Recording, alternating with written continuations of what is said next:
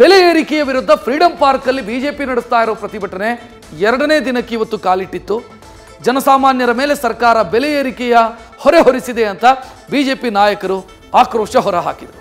CM ನಿವಾಸಕ್ಕೆ ಮುತ್ತಿಗೆ ಹಾಕೋದಕ್ಕೆ ಯತ್ನಿಸಿದ ಬಿಜೆಪಿ ನಾಯಕರನ್ನ ಪೊಲೀಸರು ವಶಕ್ಕೆ ಪಡೆದರು.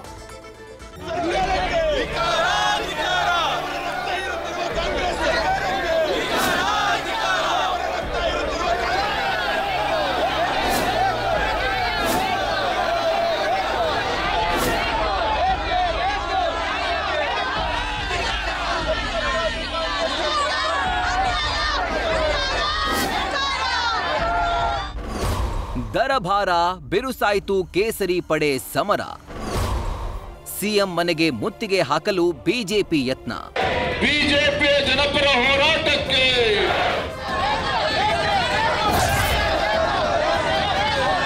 ಬೆಲೆ ಏರಿಕೆ ವಿರುದ್ಧ ಸಮರ ಸಾರಿರೋ ರಾಜ್ಯ ಬಿಜೆಪಿಯ ಅಹೋರಾತ್ರಿ ಹೋರಾಟ ಎರಡನೇ ದಿನವೂ ಮುಂದುವರೆದಿದೆ. ರಾತ್ರಿಯೆಲ್ಲ ಫ್ರೀಡಂ ಪಾರ್ಕ್ನಲ್ಲೇ ಬೀಡು ಬಿಟ್ಟಿದ್ದ ಕೇಸರಿ ಪಡೆ ಇವತ್ತು ಪ್ರತಿಭಟನೆ ಮೂಲಕ ಆಕ್ರೋಶ ವ್ಯಕ್ತಪಡಿಸಿತು. ಎರಡನೇ ದಿನವೂ ಬಿಜೆಪಿಯ ಭೀಷ್ಮ ಯಡಿಯೂರಪ್ಪ ಹೋರಾಟಕ್ಕೆ ಸಾಥ್ ನೀಡಿದ್ರು. ಸಿಎಂ ನಿವಾಸಕ್ಕೆ ಮುತ್ತಿಗೆ ಹಾಕಲು ಹೊರಟ ಬಿಜೆಪಿ ನಾಯಕರನ್ನ ಪೊಲೀಸರು ಫ್ರೀಡಂ ಪಾರ್ಕ್ನಲ್ಲೇ ತಡೆದ್ರು. ಈ ವೇಳೆ ಪೊಲೀಸರು ಹಾಗೂ ಬಿಜೆಪಿ ನಾಯಕರ ನಡುವೆ ಮಾತಿನ ಚಕಮಕಿ ನಡೆಯಿತು. ಬ್ಯಾರಿಕೇಡ್ ಹತ್ತಿದ ಬಿಜೆಪಿ ನಾಯಕರು ಸರ್ಕಾರದ ವಿರುದ್ಧ ಘೋಷಣೆ ಕೂಗಿದ್ರು.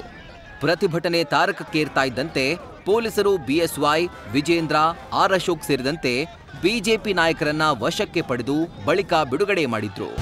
ಜನರ ಹಣವನ್ನು ಲೂಟಿ ಮಾಡ್ತಾ ಇರುವಂತ ಈ ಸಿದ್ದರಾಮಯ್ಯ ನೇತೃತ್ವದ ಸರ್ಕಾರ ಅಧಿಕಾರದಲ್ಲಿ ಮುಂದುವರಿಯುವಂತ ನೈತಿಕ ಹಕ್ಕನ್ನು ಕಳ್ಕೊಂಡಿರೋದ್ರಿಂದ ಸಿದ್ದರಾಮಯ್ಯನವರೇ ಅಧಿಕಾರ ಬಿಟ್ಟು ತೊಲಗಿ. ಇವತ್ತು ನಾನು ಸಿದ್ದರಾಮಯ್ಯನವ್ರಿಗೆ ಹೇಳಕ್ ಇಚ್ಛೆ ಪಡ್ತೇನೆ, ಶಿವಕುಮಾರ್ ಅವ್ರಿಗೆ ಹೇಳಕ್ ಇಚ್ಛೆ ಪಡ್ತೇನೆ, ಇವತ್ತು ಜನರ ಭಾವನೆಗಳನ್ನು ಅರ್ಥ ಮಾಡ್ಕೊಳ್ಳಿ. ಈ ರೀತಿ ಒಂದು ಜನವಿರೋಧಿ ಸರ್ಕಾರ ರಾಜ್ಯದಲ್ಲಿದ್ದಾಗ ಒಂದು ವಿರೋಧ ಪಕ್ಷವಾಗಿ ನಾಡಿನ ಜನರ ಪರವಾಗಿ ಒಂದು ಧ್ವನಿಯಾಗಿ ನಾವು ಹೋರಾಟ ಮಾಡ್ತಕ್ಕಂಥದ್ದು ಅನಿವಾರ್ಯ.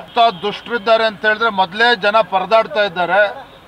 ಇದು ನಡುವೆನೂ ಕೂಡ ಮೊನ್ನೆ ರಾತ್ರಿ 2 ರೂಪಾಯಿ ಡೀಸೆಲಿಗೆ ಜಾಸ್ತಿ ಮಾಡ್ತಾರೆ ಅಂತ ಹೇಳಿದ್ರೆ ಅಧಿಕಾರದ ಮದ ಅನ್ನೋದು ಬಿಟ್ಟರೆ ನಾವು ಇನ್ನೇನು ಹೇಳೋದಕ್ಕೆ ಸಾಧ್ಯ ಇಲ್ಲ. ಆ ಜ್ಯೋತಿಷ್ಯ ನೋಡಕ್ ಹೋಗ್ಬೇಡಿ. ಇನ್ಮೇಲೆ ಸಿದ್ದರಾಮಯ್ಯನವರು ಜ್ಯೋತಿಷ್ಯ ನೋಡಿ, ಈ ಬೆಲೆ ಏರಿಕೆ ಯಾವ ದಿನ ಬೆಲೆ ಏರಿಕೆ ಮಾಡ್ತಾನೆ, ಎಷ್ಟು ಬೆಲೆ ಏರಿಕೆ ಮಾಡ್ತಾನೆ, ಇದೇ ಜ್ಯೋತಿಷ್ಯ. ಈ ಭಯದಲ್ಲೇ ಜನ ಬದುಕ್ತಾ ಇದ್ದಾರೆ ಕರ್ನಾಟಕದಲ್ಲಿ. ಆ ಪರಿಸ್ಥಿತಿಗೆ ಸಿದ್ದರಾಮಯ್ಯ ಅಂಡ್ ಕಂಪನಿ ರಾಜ್ಯದ ಜನರನ್ನ ಭಯಭೀತರಾಗಿ ಮಾಡಿದ್ದಾರೆ. ಭಯದಿಂದ ಬದುಕುವಂತ ಸ್ಥಿತಿಗೆ ತಂದಿದ್ದಾರೆ ಇವರು.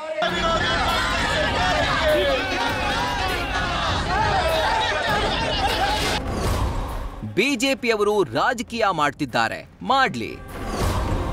ಶುಭ ಕೋರೋಣ ಅಂತಲೇ ಟಾಂಗ್ ಕೊಟ್ಟ ಡಿಸಿಎಂ.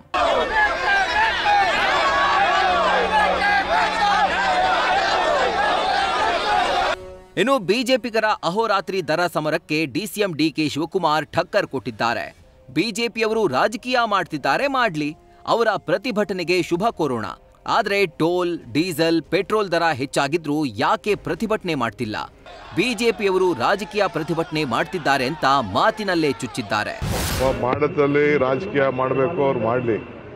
ನಾವು ಅವರ ಪ್ರೊಟೆಸ್ಟ್ಗೆಲ್ಲ ಶುಭ ಕೋರೋಣ. ಆದರೆ ಈ ಟೋಲ್ ಬೆಲೆ ಎಲ್ಲ ಯಾಕೆ ಜಾಸ್ತಿ ಆಯ್ತದೆ? ಟೋಲ್ ಬೆಲೆ ಅದನ್ನ ಯಾಕೆ ಅವ್ರು ಮಾಡ್ತಾಯಿಲ್ಲ, ಪ್ರೊಟೆಸ್ಟ್ ಮಾಡ್ತಾಯಿಲ್ಲ ಟೋಲ್ ಬೆಲೆಗೆ?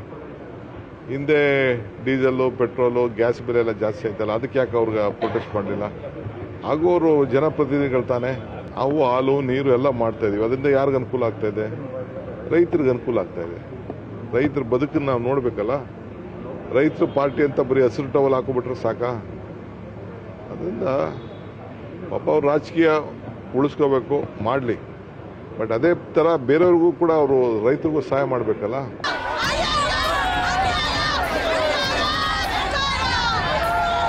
ಇನ್ನು ಪ್ರತಿಭಟನೆ ಬೆಂಗಳೂರಿಗೆ ಮಾತ್ರ ಸೀಮಿತವಾಗಿಲ್ಲ. ಏಪ್ರಿಲ್ 5ರಿಂದ ವಿವಿಧ ಜಿಲ್ಲೆಗಳು, ತಾಲೂಕು ಕೇಂದ್ರಗಳಲ್ಲೂ ಪ್ರತಿಭಟನೆಯ ಕಹಳೆ ಮೊಳಗಿಸಲು ಬಿಜೆಪಿ ತಯಾರಾಗಿದೆ. ಸರ್ಕಾರದ ದರ ಏರಿಕೆ ವಿರುದ್ಧದ ಸಮರ ಮತ್ತಷ್ಟು ಮಜಬೂತಾಗುವ ಸಾಧ್ಯತೆ ಇದೆ. ಗಣಪತಿ ಜೊತೆ Madhusudan, political bureau, news first. News first ನಿರ್ಭೀತಿಯಿಂದ ನಿಮ್ಮ ಪರವಾಗಿ.